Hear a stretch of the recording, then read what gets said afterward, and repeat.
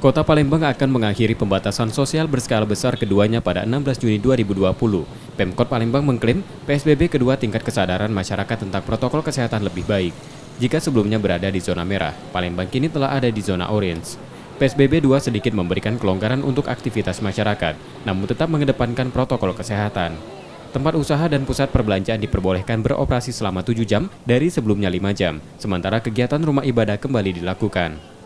Pemkot Palembang rencananya akan melanjutkan tahapan ke PSBB transisi atau penegakan disiplin protokol kesehatan. Mudah-mudahan Bapak-Ibu sekalian, besok PSBB fase keduanya akan berakhir. Namanya belum, apakah PSBB transisi, apakah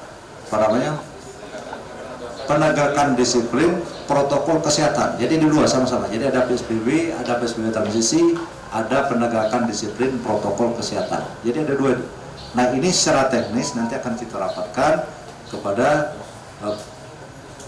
gugus tugas. Penurunan status dari zona merah didasarkan akumulasi penilaian 15 indikator kesehatan mencapai skor 1,9 atau naik dari PSBB tahap pertama dengan 1,8. Saat masa transisi Kota Palembang diharapkan bisa segera memasuki zona hijau. Rizky Nurmizan, Kompas TV, Palembang.